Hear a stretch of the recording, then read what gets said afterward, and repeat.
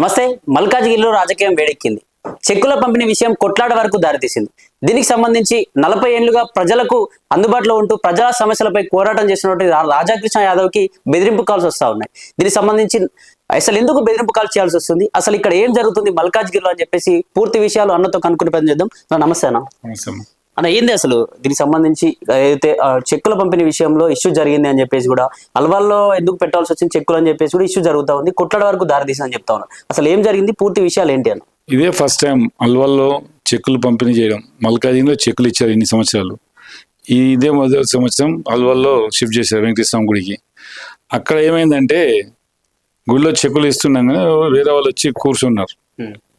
కాంగ్రెస్ నాయకులు కార్యకర్తలు వచ్చి కూర్చొని లేవమంటే, కార్పొరేట్ వస్తే లేవమంటే సీట్ ఇవ్వమంటే ఎమ్మెల్యే వేయలేదు, బీర్లో ఎల్ఏ గారు చెప్తే కూడా లేచి ఆ పిల్లడు వెళ్ళలేదు.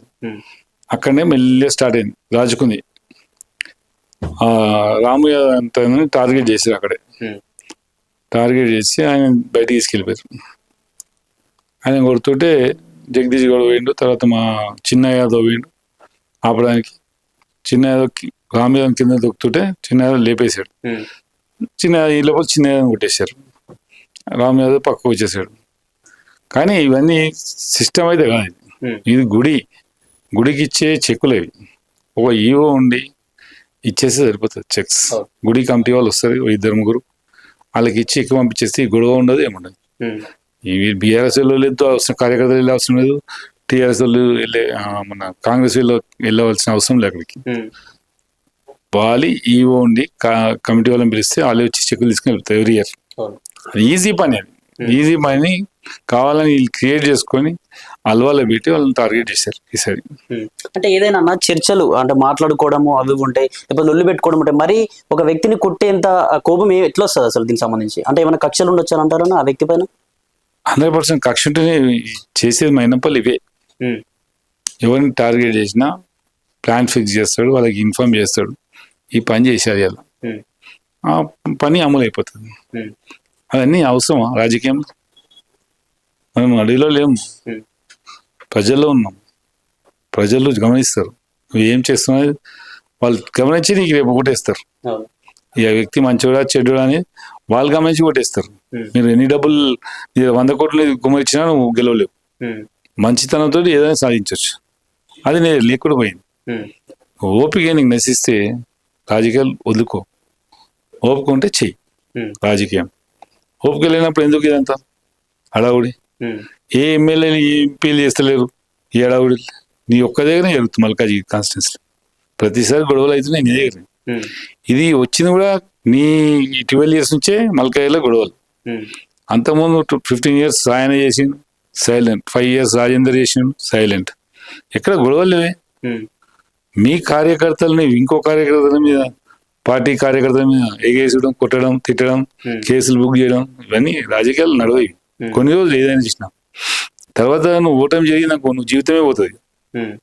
మంచి పని చేసేటప్పుడు 4 ఆలోచించి చేస్తే మంచి జరుగుతుంది ఫ్యూచర్ ఎవరికైనా. ఇప్పుడు మైనంపల్లి అంటే ఎక్స్-ఎమ్మెల్యే ఓకే, ఇక్కడ మాట్లాడినంత అది వేరు. అతని కొడుకు మెదక్ ఎమ్మెల్యే వచ్చి ఇక్కడ కారు పైన కూర్చొని రండి చూసుకుందాం అంటే ప్రతి సవాలు ఇసరడం ఏది ఎట్లా చూడొచ్చు అన్న? నిజంగా ఆయనకు సంబంధం లేని ఏరియా ఈ కాన్స్టిట్యున్సీ అయినది కాదు. వాళ్ళ ఫాదర్ కాన్స్టిట్యున్సీ ఆయన కూడా ఓడిపోయాడు. నీకేం పని? నీతో మాట్లాడినమ్మా, నేను మీ ఫాదర్ మాట్లాడుకున్నాం. మీ ఫాదర్ సవాల్ చేసి నేను సవాల్ చేసిన, ఇక కూర్చో. నేను సవాల్ చేసినా నువ్వు సవాల్ చేసినా కూర్చొని మాట్లాడుకోవాలి. లేదు అయితే చూసుకుందాం అంటే చూసుకుందాం, దానికేమో. అట్లా ఉండాలి. కానీ నీ కొడుకుని తెచ్చి ఏదో చూస్తాం చేస్తామంటే అది సమస్య పరిష్కారం అయ్యేది కాదు.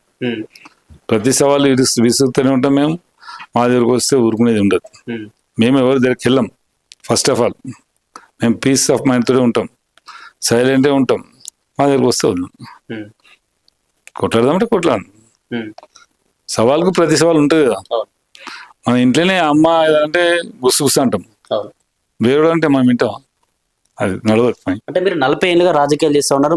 మీ రాజకీయ అనుభవం ముందు ఈ మైనంపల్లి అందరూ మీ తర్వాత వచ్చిన వ్యక్తులు మధ్యలో వాళ్ళు నీ కాల్ చేసి బెదిరించడం, అయినా మీరు ఇప్పుడు దాదాపు లీడర్స్ ఎవరైతే ఉంటారో ఇప్పుడు పిఎస్ ఫోన్ లేపడం ఇట్లాంటి జరుగుతూ ఉంటాయి. కానీ మీరే ఫోన్ లేపడం ఇట్లా ఎందుకు జరుగుతూ ఉన్నాయి బెదిరింపు కాల్స్? ఇప్పుడు మైనంపల్లి అంటే ఆయన రామాయణపేట నుంచి వచ్చాడు.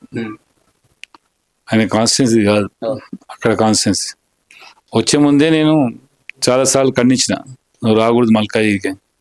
ఇప్పుడు మా వాళ్ళు ఇప్పుడు రాము యాదవ్ అని, జగదీష్ గౌడ్ అని, వీళ్ళు ఆయన ఇక్కడ తెచ్చుకోవాలి.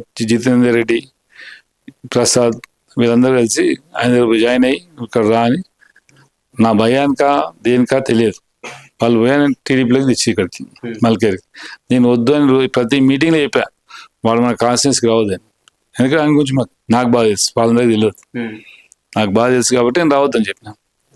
వాళ్ళు తెచ్చుకున్నాక ఇప్పుడు అనుభవించారు కదా. ఈరోజు దెబ్బలు తిన్నారంటే వాళ్ళు తిన్నారు, మేం కాదు.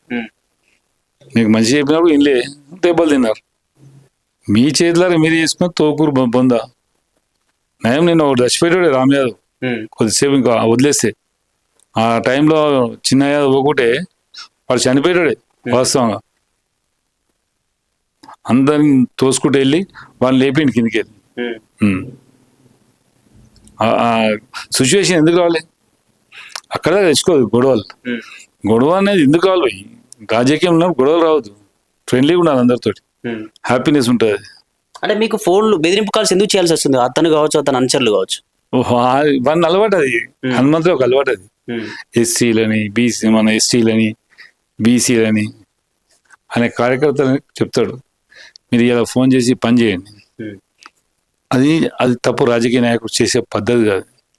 రాజకీయ నాయకుడు ఏం చేయాలి, మంచి పని గురించి చెప్పాలి.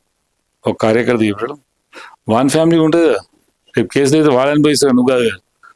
రేపు కేసు ఏమైనా అయితే ఎవరు అనుభవించాలి? ఆ కార్యకర్త. నువ్వేమో టూర్ పెడతావు, తూరుకోతావు, బండ్ల డీజిల్ పోయావు, వాడంతలో వాడే తినాలి, వాడే ఉండాలి. అదేం సిస్టమే. రాజకీయ నాయకుడు ఎప్పుడైనా ఫాలోవర్స్ అందరు చూసుకుపోతాడు, వాడే రాజకీయ అసలు నాయకుడు. నీ భయానికి ఈ కార్యకర్తలు అనేది ఈ భయానికే, వేరేది ఏమీ లేదు అక్కడ.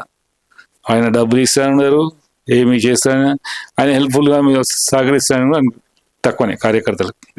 అంటే మీ 40 ఏళ్ళ ఈ రాజకీయ ప్రస్థానంలో ఇట్లాంటి ఏమైనా జరిగినాయి అన్న, గొడవలు కావచ్చు, ఏమైనా ఇట్లా బెదిరింపు కాల్ చేయడం కావచ్చు, ఏమైనా జరిగినాయి అసలు? ఇంతవరకు ఏ రాజకీయ నాయకుడు చేయలే మల్కాయలు. మాకు ఈయన వచ్చినాకనే గొడవలు. మల్కాయి కాన్స్టిట్యున్సీ కంటోన్మెంట్ ఉండే, కంటోన్మెంట్లో కూడా మాకు జరగలేదు. మల్కాయి కాన్స్టిట్యున్సీ సపరేట్ అయినా కూడా ఈయన వచ్చిన తర్వాతనే గొడవలు స్టార్ట్ అయినాయి. అంతకుముందు కాంగ్రెస్కు, టీడీపీకి, బీజేపీకి ఏ పార్టీ ఉన్నా అందరం కలిసి ఉండేవాళ్ళం. ఎలక్షన్స్కే నడుస్తుంది, ఎలక్షన్ కాగానే మనందరూ కలుసుకుంటారు, ఫ్రెండ్స్లా ఉంటారు. అది మల్కాజ్గిరి. ఈయన వచ్చినాకనే కాంగ్రెస్ అంటే కాంగ్రెస్ సపరేట్ ఉండాలి, బీజేపీ అంటే బీజేపీ సపరేట్ ఉండాలి, టీడీపీ అంటే టీడీపీ సపరేట్ ఉండాలి, బీఆర్ఎస్ అంటే బీఆర్ఎస్ సపరేట్ ఉండాలి. ఈ 4 గ్రూపులు చేసింది ఎవరి ఉన్నట్టు. అది తప్పు. ప్రతి ఫంక్షన్ పోవాలన్నా భయంతో రావాల్సిందే. హనుమంతం రాకుండా మనం పోవాలి, హనుమాన్ వస్తే పోతాడికి అట్లా. అదేం మల్కాయిల కాన్స్టిట్యూన్సీలో అందరు ప్రజలు ఉంటారు, అన్ని కులాల కార్యకర్తలు ఉంటారు. ఒక ఫంక్షన్ కార్డు ఇస్తాడు అంటే నేను పోవద్దు, ఆయన రాంది మనం పోవద్దు. అలాంటి నేచర్ కరెక్ట్ కాదు. అందరం ఫ్రెండ్స్ పోయి, మల్కాయిలు అంతా ఫ్రెండ్సే. చుట్టాలైనా పాత చుట్టాలు అయితే బాబా మరుదులు, అన్న పెద్ద అయినా అంటారు, అవన్నీ కామన్ జరిగేటి. ఇవన్నీ పోయినాయిపోయా. ఓన్లీ ఫైటింగ్కి వచ్చింది రాజకీయం. రాజకీయం అంటే యుద్ధం, అది యుద్ధం కాదు అసలు. రాజకీయం అంటే ప్రేమతో చేసుకోవాలి రాజకీయం. ఆయన చేసేది అయితే పద్ధతి. అంటే మీరు మల్కాజ్గిరిలో ప్రజల శ్రేయస్ కోసం ఎప్పుడూ పోరాటం చేస్తూ ఉంటారు. మీ దగ్గర ఉన్న 10 రూపాయలు కూడా వాళ్ళకు పంచాలి, లేని వాళ్ళకి ఇవ్వాలనే ఆలోచనతో ఉంటారు. నిజంగా రాధాకృష్ణ గారు వెనక ఎవరు ఉన్నట్టు? నిజంగా అంటే ఇంతకుముందు టీడీపీలో పనిచేసారు, టీడీపీ ఉన్నట్ట, లేకపోతే ఇప్పుడు రాజకీయ నాయకుడు ఏ విధంగా చెప్పాలి? ఏ పార్టీకి సంబంధించిన వ్యక్తి రాధాకృష్ణ అంటే ఏం చెప్తారు? నేను రాజకీయంలో 91 దాకా లేను. నేను సోషల్ సర్వీస్ చేసుకుని వచ్చా. 91లో జాయిన్ అయ్యాను. జాయిన్ అయినాక 94లో శ్రీనివాస టికెట్ ఇచ్చారు. నేను ఆ కాన్స్టిట్యున్సీకి వెళ్ళాను, సిగ్నల్ కాన్స్టిట్యున్సీకి. మల్కాయి కాన్స్టిట్యూన్సీ మా పిల్లలు ఉంటే మా పిల్లలకి చెప్తుంటే సాయన చేయండి అని, లోకల్ ఎమ్మెల్యేకి చేయాలని చెప్తుంటే అంతవరకు చేసుకుని వెళ్ళాం. కానీ మా ఎమ్మెల్యే సాయన చేసి 15 సంవత్సరాలు నీట్ చేసింది, ఎక్కడ ఇబ్బంది లేకుండా చేసిన సాయన్న. ఒక కార్యకర్త ఇంకో కార్యకర్త కొట్టిన అనేది ఉండదు, అంత నీట్ చేసి. మీరెందుకు చేయరు ఆ పని? అలా నువ్వు కూడా చేయి, 20 సంవత్సరం 30 సంవత్సరం నువ్వు గెలువు చేసుకొని అట్లా ఉండాలి. కానీ నీ స్వార్థాల గురించి కార్యకర్తలందరినీ బలి చేస్తున్నావు. కార్యకర్తలను బలి చేయదు. ఇవాళ చేస్తుండొచ్చు, రేపు నీ అమ్మాయి అన్నది ఇట్లా చేసినా అనుకుంటారు. ఇవాళ లేకుండా రేపు అనుకుంటాడు. ఒక రోజు లేకుండా ఒక రోజు తిట్టుకుంటారు. ఇది మాత్రం ఖాయం. అంటే ఇటువంటి లీడర్ల వల్ల ప్రజలు కూడా కొంచెం ఇబ్బందులు పడతా ఉన్న పరిస్థితి, భయాందోళనకు గురవుతా ఉన్నారు. మరి రాధాకృష్ణ గారు ఎందుకు పోటీ చేయకూడదు ఇక్కడ ఎమ్మెల్యేగా అంటే ఏం చెప్తారు? రాధాకృష్ణ గారు పోటీ చేయడానికి సిద్ధంగానే ఉన్నాడు. కాకపోతే ఏంది, ఏ పార్టీ అనేది ఇంకా డిసైడ్ కాలేదు. ఇక ఈ వారం 10 రోజులు డిసైడ్ అవుతారు. వస్తువులు కేటీఆర్ ఇట్లా వస్తున్నారు, వచ్చినాక బీజేపీలో కూడా వస్తున్నారు. వచ్చినాక చూద్దాం ఏ పార్టీ మంచిగా ఉంటుంది అనేది చూసి నిర్ణయించుకుంటాం. చివరిగా నైట్ కాంగ్రెస్ కావచ్చు, బీఆర్ఎస్ కావచ్చు, లేకపోతే మీ మల్కాజ్గిరిలో ఉన్న ప్రజలకు కావచ్చు ఏం చెప్పాలనుకుంటున్నారు? ఈ కొట్లాట విషయంలో కావచ్చు, భయభ్రాంతులకు గురి చేస్తా ఉన్నారని చెప్తా ఉన్నారు రాజకీయ నాయకులు, వాళ్ళకి ఏం చెప్పాలనుకుంటున్నారు? మరి ప్రజలందరూ శాంతిగా ఉండి ఈ అమ్మవారి జాత అంతా మంచి చేసుకొని ఏ గొడవ లేకుండా, ఈ హనుమంతరావు కూడా చెప్తున్నా, ఈ కుల మత భేదాలు లేకుండా అమ్మవారి గుడి జాతర సండే మండే 2 రోజులు మంచిగా ప్రశాంతంగా జరగాలని మీకు కూడా చెప్తాను. మంచిగా చేయండి. ఎమ్మెల్యే రాజశేఖర్ గారు ఉంటారు, మీరు ఉండండి, నేను ఉంటాను.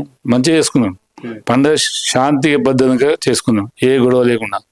పండుగ తర్వాత మీ ఇష్టం ఏం చేయాలని కూడా చేసుకోండి. అమ్మవారి శాంతిగా ఉండాలి, అమ్మవారికి, అమ్మవారు ఆయనకు కూడా శాంతి కల్పించాలని కోరుకుంటున్నాను.